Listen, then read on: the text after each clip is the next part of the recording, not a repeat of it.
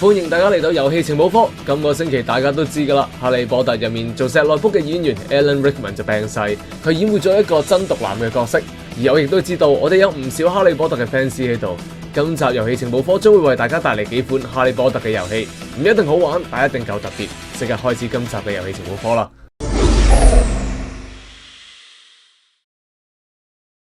2002年嘅時候，大家都仲係拎住部 Game Boy Advance 嚟打機啊！唔知嗰陣大家就玩咩 game 呢？當時有好多大陸廠都會拎啲電影嚟做老番 game， 咁當然大廠都會出啲類似嘅嘢啦。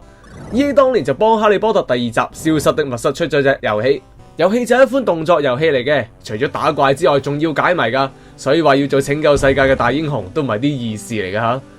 雖然就話係 GBA 遊戲啫，但係佢嘅內容咧就一啲都唔失禮啦，將電影入面嘅內容同地圖忠實呈現翻出嚟。而人物造型方面咧就參照翻小說同埋外國嘅插畫本，所以玩落都另外有一番風味噶。佢嘅動作就比較傾向外國嘅小朋友 game 風格，香港嘅巴打就可能麻麻地中意啦。咁不過如果你咁啱手提電話係 Android， 有興趣嘅話，你都可以揾翻呢一隻 game 用模擬器嚟玩下噶，一定好玩過嗰啲課金手機 game 先啦。不過講開哈利波特遊戲，大家接觸得最多嘅一定就係 LEGO 系列啦。遊戲就用年份去分嘅 ，Year 1 to 4就係第一集 ，Year 5到7就係另外一集啦。LEGO 系列嘅遊戲就同以往一樣，以小說為藍本，再加大量嘅自創同埋惡搞元素落遊戲度，令到你無論睇過電影同埋小說幾多次都好，都一樣可以感受到全新嘅體會啊！加上佢遊戲入面就有好多解謎同埋搞鬼對白，所以遊戲嘅內玩性一啲都唔弱噶。遊戲就同系列其他作品一樣，當玩家完成咗關卡之後，就可以用唔同嘅角色再玩落去。唔同嘅關卡入面亦都有指定角色先至解到嘅特別地方同埋元素。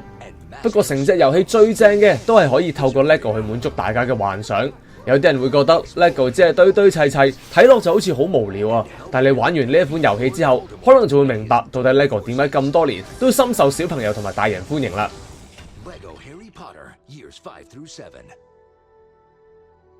不過講開打機，幾年前嘅體感遊戲，除咗可以令大家有機打之外，仲可以借呢一個機會做埋運動添。而 Harry Potter for Kinect 就係其中一款俾你進入魔法世界嘅遊戲啦。遊戲入面除咗平時嘅打打殺殺 gameplay 之外，仲可以俾你玩到故事入面唔同嘅體驗。佢亦都係跟翻咁多集電影去分類，就好似第一集入面上草藥學堂要慢慢種爛啲藥草，而 Year 2就可以幫魔蘋果換盤等等。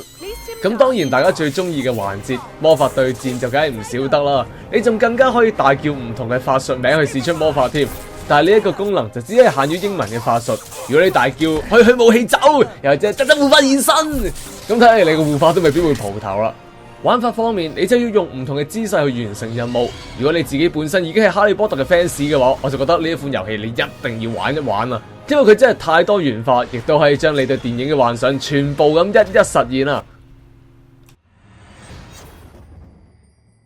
如果你睇咗咁多隻輕鬆遊戲都唔啱你胃口嘅話，咁可能要跟住落嚟呢一款遊戲先幫到你啦。佢就係《死神的聖物》下集嘅同名遊戲啦。呢款遊戲就係 EA 嘅第三身射擊遊戲，佢就比較硬橋硬馬同怪獸隻抽隻啦。咁你都明啦。2003年睇《哈利波特》嘅小朋友，去到《死神的聖物》出嗰陣啦，都差唔多10幾20歲啊。唔通佢仲同你玩 puzzle game 咩？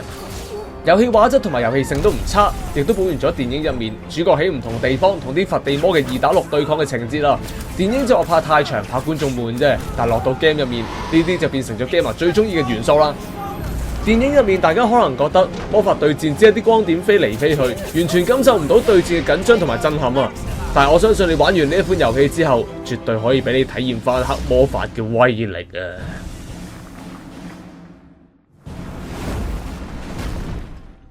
哈利波特其中一樣好有趣嘅項目就係灰地奇啦，巫師就會坐住自己嘅掃把喺球場度飛，再將特製嘅波送入3個龍門入面啦。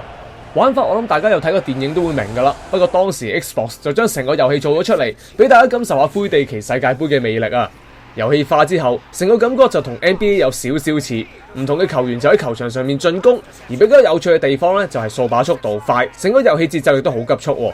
快浮、博格同埋金探子當然有咯，不過金探子就比較貼近原著，唔會好似電影入面咁容易俾你拎到咯。玩厭咗一般運動遊戲嘅朋友都可以揾翻呢一款 Xbox 嘅《哈利波特灰地奇世界盃》